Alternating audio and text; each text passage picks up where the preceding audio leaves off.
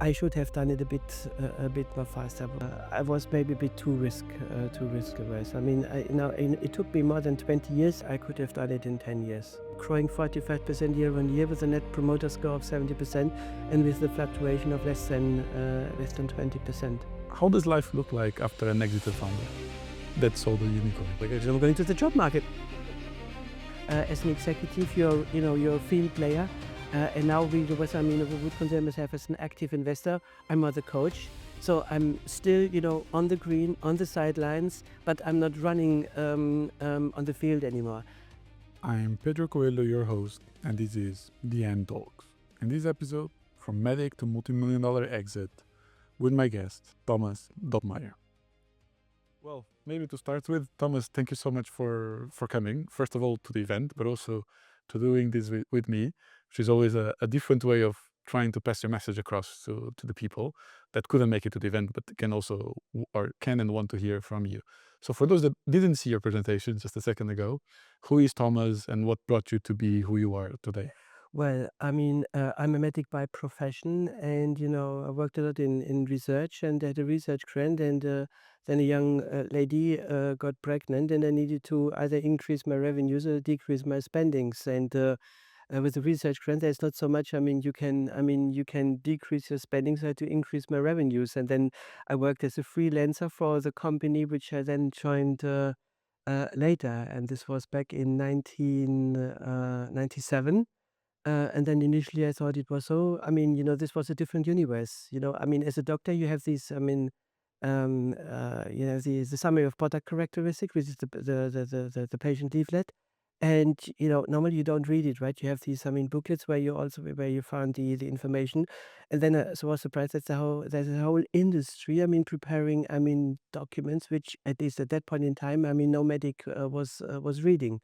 Said, "Oh, okay, that's a cool area." And then I was supporting one company. HIV infection was still a big problem, and that company they wanted to invest into HIV infection. In products against HIV infection, they had as an image product, and there was a young doctor, and then they asked me if I could evaluate this product.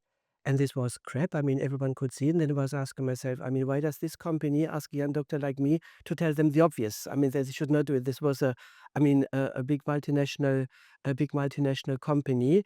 And said, hey, that's a cool place to be. So, it was, it was medical, it was clinical.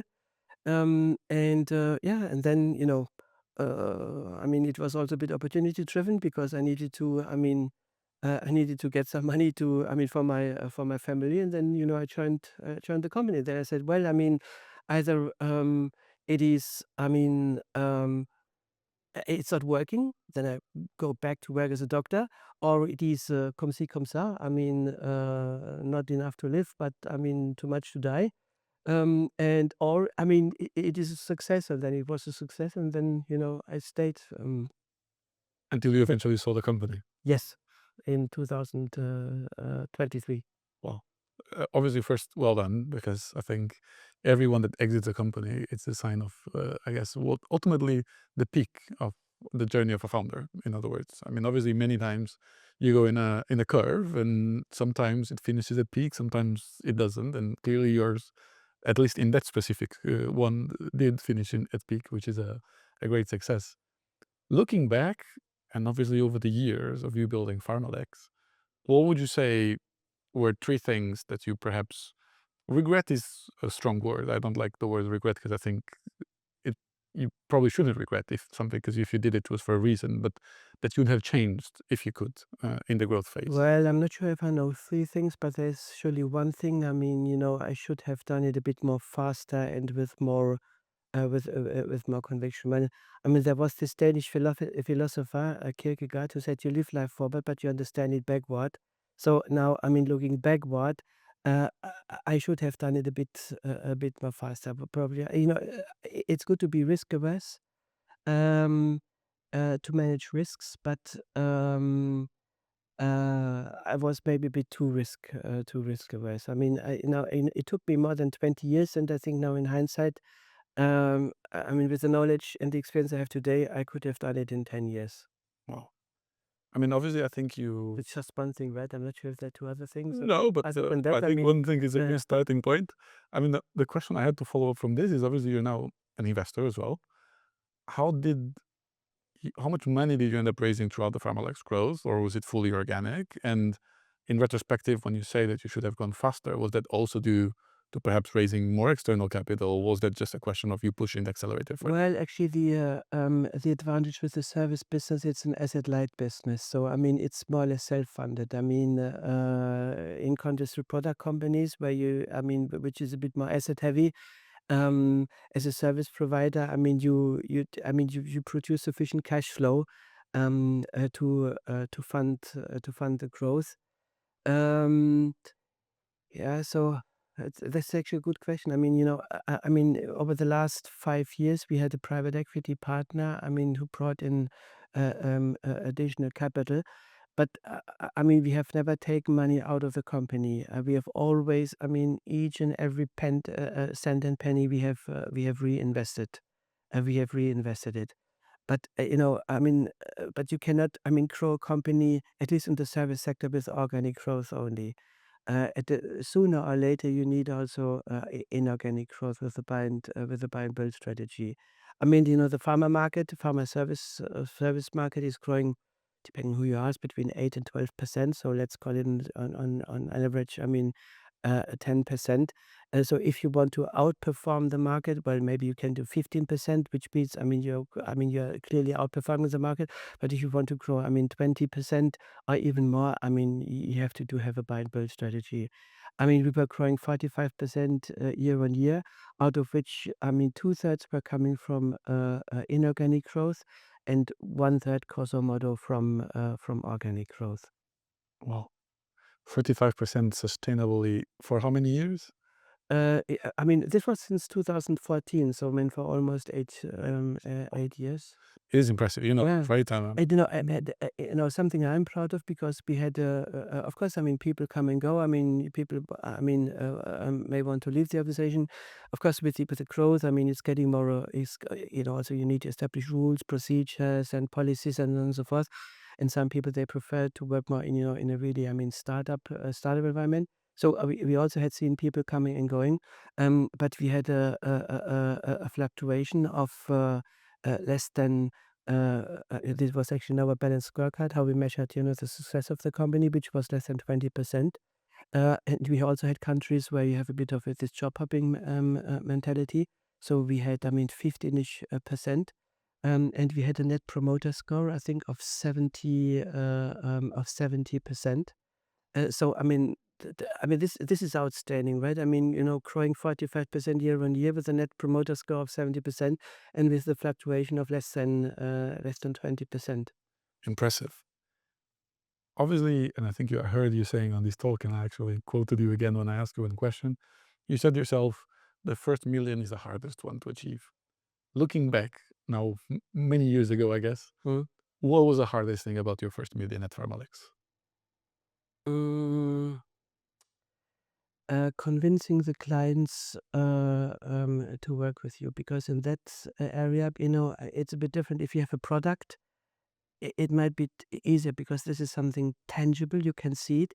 As a service, right? I mean, if you have an open heart surgery, you will not just go to any doctor and say, hey, I mean, I can do open heart surgery.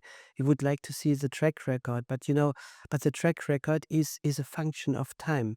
So I mean, trust does not grow faster if you pull, because I mean, to build up trust and confidence, simply I mean, you have to wait if you're starting from scratch. So I mean, the biggest challenge was, yeah, to get the trust and the confidence of the clients, that you are the right one. And then where do you think the secret sauce was? Because I think, and by the way, again, we are in this phase ourselves, right? First one And was harder. trust and confidence means that you should be, I mean, authentic. You should be modest. You should also say, when you're not the right person. Look, I mean, you're coming back to the for through the example of open heart surgery. Even though I mean, I mean, we build up trust and confidence. If I told you, look, I mean, I could do it, but, if I were you, I would, go to somewhere else. And this is when you're building trust. So it's not this hard-nosed selling, "Yes, we can do anything and everything. I know what you want, you as a client, and, if I put myself into your shoes, this is what I would do." And this includes not using the services I can offer. And sometimes saying no to a sale for the right reasons, Yeah, which I guess is exactly, exactly. a very important point. I was just about to ask, you know, in our case, we've overcome the first 1 million, targeting 8 digits for the Mm, first time this year. It's also the first time we ever got revenues, by the way, this year. So in the same year. congratulations. Thank you. The challenge that we see now is to go from, let's say, the 10 million to the 100 million, right? So the 8 digits to the 9 digits revenue, which in theory, as you also said earlier, it's easier than the first million. Now, as an exited founder that had this success, what would you recommend to any company that is trying to go from the 10 to the 100? And what are mistakes you've seen in the past? Uh, Sorry. this, but I said it's the same challenge for the grown-ups and for the startups. I mean, you need a product solution fit or a service solution fit, and then you need a product market fit. So once, I mean, that there is a product market fit, so that there is a willingness to pay for what you offer, then scale, scale, scale. I mean, then you have to invest into marketing and sales. Don't do it too early because this is quite expensive, and then there's a lot of cash burn. But once you are sure, that you have an attractive, compelling, and convincing product market fit, then I mean, scale as soon as you can. Because I mean, nowadays, I mean, whatever you do, I mean, there is someone, I mean, with more money or with more resources who can mimic what you are doing. So I mean, if you have if you have a software as a service or even data, in Stanford and Silicon Valley, it takes you, I mean, maybe weeks to months to mimic what you do. So I mean, once you have a competitive advantage and you're ahead of the pack, scale. You said competitive advantage. Is that indeed, and I think we discussed this during your presentation, first to markets move brings you that? I know your answer, but regardless, for the others that didn't hear your answer to my question, is that the key decision-making factor for a company to succeed in today's day and age? Or is it actually a hindering factor rather than a benefiting factor? Which factor? The first markets move, being first to market. Uh, yeah, that's an interesting question. I mean, I think this. As I always say, I mean, if you're really the first ones, there are two reasons why you're the first one. Either you're incredibly intelligent or you're incredibly stupid. Because I mean, if you're something new, uh, um, of course, I mean, maybe you see a unicorn, but uh, it's very likely that someone else has the same, has seen the same challenge, the same problem, and was coming up with the same solution. Then I mean, either and if you're the first one, you think, hey, I have a brilliant solution, I'm the first one, but maybe you're not. I mean, maybe there are 10, 100,000 others who have tried the same and they failed. And then you're so glad, happy, and motivated. Hey, the first one, and you don't see that I mean, there were 999 who failed before. So I mean, to me, I would always be rather the fast follower. I mean, what you need to do in order to build a unicorn, and I think this is, I mean, in the product space, not so much different as compared to the service space. I mean, you have to find a niche, and then you have to be the market leader in your niche, which is below the radar screen of your competitors. And once, I mean, this is where you can play around with your product or service solution fit. But once you have it, and then I mean, you grow out, I mean, of this nice area below the radar screen, then you have to scale. So I mean, come back to your question. So I would always go for being a fast mover, a fast follower, not a fast mover. Very interesting. Has someone in a first mover? I'm definitely worried. I'm kidding, but definitely something that puts it into perspective that sometimes first to market is not everything. Yeah, unless you have really something which is super disruptive, right? Like another iPhone, or another even not, well, even not, I'm sure if Tesla was so disruptive, but but this is rarely the case. I mean, you have something so disruptive. I mean, that is really, I mean, unprecedented, unseen. This might be different, but I mean, most of the cases that is I have seen. I mean, it's like you go to the 5-year-old boys. They all want to become Formula One racer or a football player. You know how many make it to Champions League? Not many, for sure. Unfortunately. Although Portugal has a good track record, I don't think we have many, unfortunately. I mean, Thomas, you ended up building a company in the clinical trial space, working across different areas from quality to documentation to many different spaces, PV and so forth. If you look back, how did clinical trials evolve and why haven't they evolved more? Uh, I mean, the reason is it's a good thing and as a bad thing is regulation. On the one hand side, everyone complains about regulation, and the regulators and the so so incredibly slow. I mean, the pharma industry per se is incredibly slow. They're also slow because I mean the regulatory authorities are incredibly slow, and it's highly regulated. And this is why I mean it takes. I mean, from a technological perspective, we could do so many things. I mean, easier, faster, with higher confidence than it's actually than it's actually done today. So I mean, the bad thing is it's so slow. I mean that it slows the whole process down. But the good thing is because it's so slow and highly regulated, this also keeps I mean the competitors away. I mean, there's a bit killing by quality. So, I mean, yes, I mean, the pharma industry, or not all the pharmacists, but also patients, and, they complain about, how cumbersome and, how many hurdles you have. But on the other side, I mean, and particularly in that area, this is coming back to what I said. I mean, it's like, I mean, you don't have to be the first one because, I mean, the whole industry is so incredibly slow. It's like if in the Formula One race, right? When you have, I mean, you have the pole position, and then suddenly there is this safety car and then they're all, again, you can feel their breath in your, in your neck. So in this way, I said, particularly in that industry, I mean, it's good to be to be a fast follower. So yeah, I mean, it is. I mean, uh, I give you another example. I mean, nowadays, I mean, there is this health technology assessment. When you have the value dossiers for to get pricing, market, and reimbursement. And this is something which comes after, at the end of the clinical trial when you have the marketing authorization. And there are so many analyses which have to be redone. So they take the clinical study report, I mean, of the clinical study, but the raw data, and they analyze it again. Uh, so and then, I'm asking myself, I'm sure I'm not the only one. I mean, why isn't this built, since, I mean, I mean, when you start a clinical trial, when you start with a target product profile, when you do your integrated drug development, then why don't they already include, I mean, what is needed to get, the effectiveness and the data to get so that the drug is reimbursed? Yeah, because I mean, you have 2 different authorities, right? You have the health authorities for the marketing approval, and you have then, I mean, the payers, I mean, who decide, I mean, on the right price and on the effectiveness. So, yeah, I mean, it's like a natural law. It It's like isn't it is a natural law, and obviously, I think if you look back to the fact that the first FDA approved clinical trials in 1962, and that the regulations evolved, but not drastically.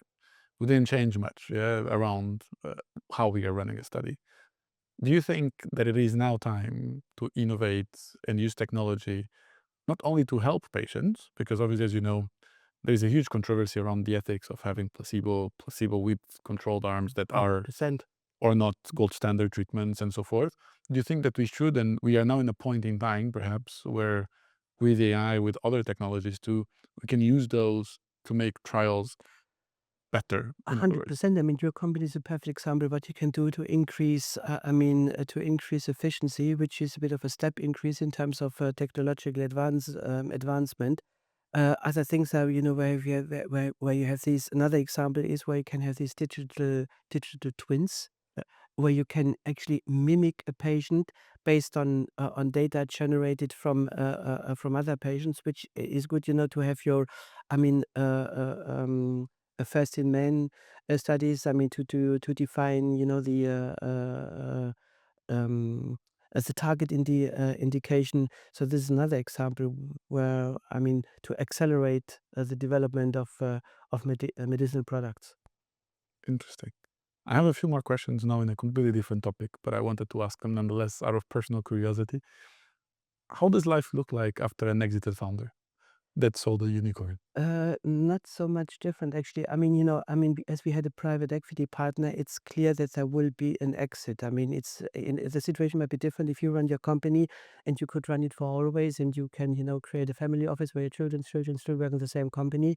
The good thing was, I mean, well, not the good thing, because we had a private equity partner. Sooner or later they would like to sell. So it's clear that, I mean, the end is clear. And on the other side, always compared with like going to school, right? I mean, I'm not sure how much you enjoyed your time at school, um, but do you always want to go to school? No. I mean, sooner or later, it's time to make the next step. So, and the same applies to me, right? I mean, I was working as a medic. Um, my Albert Schweitzer genes got inactivated, and then I said, I mean, I anyway needed money, so it was time for the next step. Um, then and then we thought, should we continue with an organic growth, or should we partner with a private equity company? Then it was the right decision to partner with a private equity company. And then now it was also the right decision to do it, because, I mean, with the way we were running the company, there was more potential where I mean, need to, I mean, yeah, there was more potential in order to develop, or to bring that potential to life, to realize that potential. We needed to reinvent ourselves in a way which requires some, I mean, fresh thinking, human resources, more experience, more international background, a different service offering. So yeah, it felt like going to school. I liked it, but do I want to go to school until I'm 40 years old or 50 years old? No. So sooner or later, it's the time to exit. But then what does it look like after school? Because obviously, usually after school, you go to the working job market and then eventually you get a job and I guess continue living this obligation. I'm going to the job market. No, but I guess maybe I'll answer it for you. But as an investor, then what does what is the fun parts that you decided you to be in company? Still the same, right? I mean, I always use the analogy of a football player, right? I mean, as an executive, you're a field player, and now I mean, we would consider myself as an active investor. I'm not the coach, so I'm still, on the green, on the sidelines, but I'm not running on the field anymore. So I'm not yet, I'm not someone, I mean, sitting in the lounge with a glass of champagne. I mean, watching the other people. So I'm still, on the green, but in a different way. I would say, I mean, before I was, hands on, and now I'm hands off but strings on. Very cool. And by the way, I think most companies in EQ3 or EQ3 portfolio are very lucky to have you in the sidelines because I think you had an amazing experience. It's seen a ton Thank that you. should help them Well, it's not a also. sprint; it's a marathon. Let's let's see. It is true, but regardless, when you have a coach like this on the sidelines, it makes life easier as well when you're making mistakes and when you're trying to make decisions. Thank Thomas, as a last question to you, if you had to look forward and think in 5 years' time, what could and should have changed in this industry? Not only, well, we can do it about trials if you want, as it's clearly the commonality here. What would you like to see different in the future that is obviously innovative than what we have today? with if I can, I mean, for the time being, once a drug is approved, it takes years you know, before it is available to the patient. And this is something which should be accelerated. Number two is, I mean, there is no reason. Well, I mean, of course, you have these ethnical differences, but there is no reason why someone in the States needs a different clinical development program as compared to a European. So I don't understand why. I mean, you have your development program for the States, and you have your clinical development program for Europe, because at the end of the day, the differences are not so. I mean, there are, of course, and again, we need to consider ethnical differences. But if you're Caucasians, I mean, there's no reason why. I mean, pharma industry is forced to have two different. Or if you take GCC or China, it's it's adding more complexity. So number one, I mean, continue the harmonization and globalization process so that there, which I mean, to make drugs available to the patients faster.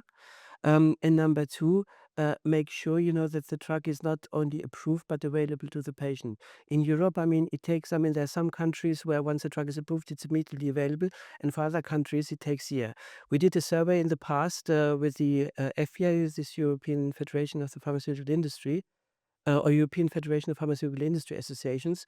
And there we were, converting, I mean, the time it took to make a drug available on the market in how many lives were, had to be sacrificed because the drug was not available for treatment. So, I mean, these are the two things. I mean, make market access more faster and, harmonize the clinical development and use technology. Thank you, Thomas, for coming and for joining us today. My pleasure. Thank you. It was great. Thank you.